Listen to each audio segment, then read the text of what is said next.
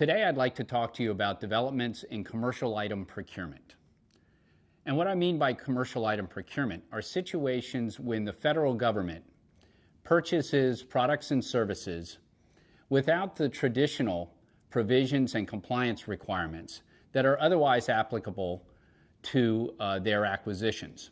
And of course, commercial item procurement is attractive to many companies that don't typically do business with the government because they do not have to be concerned with the full panoply of compliance requirements. 2016 left us with some reasons to be optimistic about the increased effective use of commercial item procurement in the coming year. And in that regard, I think of two particular areas that are worth discussing with you. First, there was a case at the U.S. Court of Federal Claims called Palantir Technology, which addresses the issue of what is the government required to do before it can acquire products or services on other than a commercial item basis. This case brings to the fore a fundamental problem over the last 30 years. Over the last 3 decades, the government has attempted to encourage its contracting officers within its various agencies to buy products and services on a commercial item basis more often, and thereby attract into the government contracts market space more companies that traditionally do not do business with the U.S. government. The Palantir case addresses a problem that's very practical.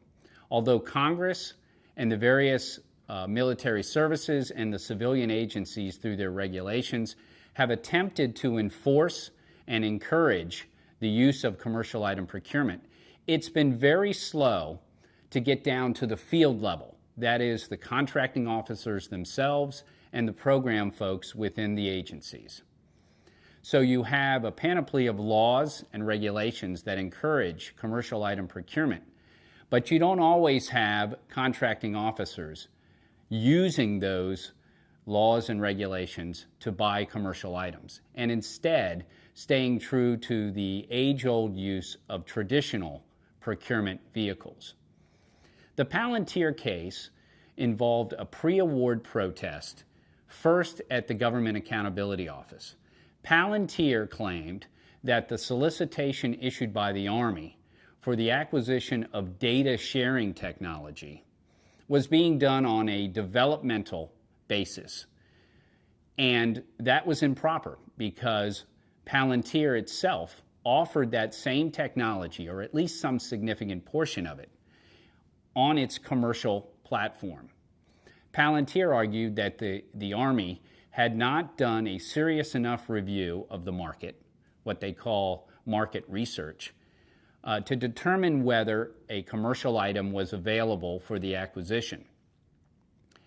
The GAO, however, denied that initial protest, and Palantir was forced to go to the U.S. Court of Federal Claims for a remedy. At the U.S. Court of Federal Claims, Judge Horn agreed with Palantir. Judge Horn found that the Army had not done enough to examine the market, had not done enough to determine whether Palantir's technology was sufficient to address the government's needs.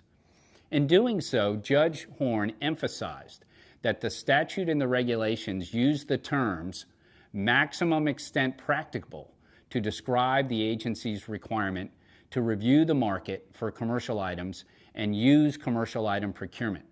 The judge said these words were intentionally chosen and the agency needs to operate with real diligence when examining the market before doing something other than a commercial item procurement. I think the Palantir decision shows that the court will be willing to hold the agencies to the correct statutory standard with regard to commercial items, and that bodes well for non-traditional government contractors.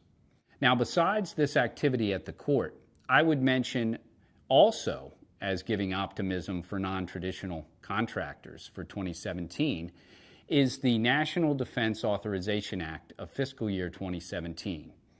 There you see a number of provisions that encourage the use of commercial items, clarify for the agencies what their obligations are, and amend the Federal Acquisition Streamlining Act of 1994 that originally was meant to encourage commercial item procurement.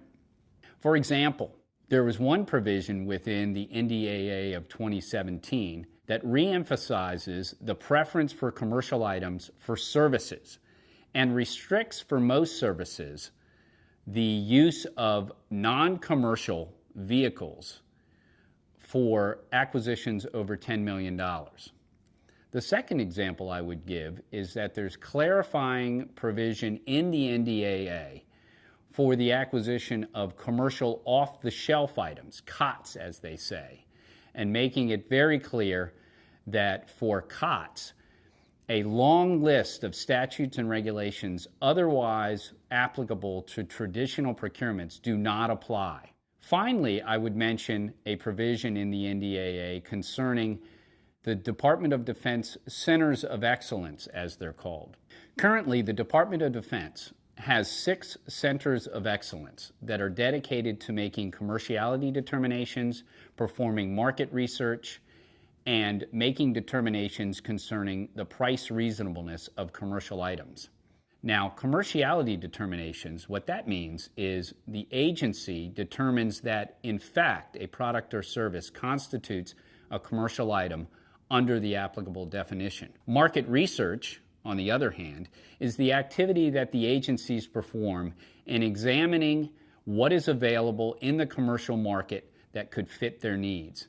And finally, price reasonableness determinations are those determinations that examine the price offered for the commercial item before the government can conclude its reasonable price and can be acquired. The NDAA makes permanent the dedication of resources and the obligation of the Department of Defense to keep these centers of excellence in place for these activities. At around the same time that the NDAA was signed by President Obama in the fourth quarter of last year, the Department of Defense issued a memo concerning its centers of excellence and commerciality determinations. In particular, when contracting officers are called upon to make a commerciality determination, that is, to make a determination as to whether a product or service is in fact a commercial item and can be acquired on a commercial item basis, that the contracting officer must rely on any previous determination of commerciality.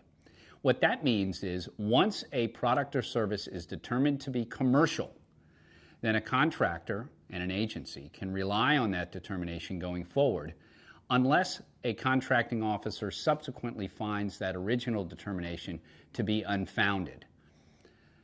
That's all good news. We need some certainty in the area of commercial items and in commercial item procurement, and the Department of Defense is providing that.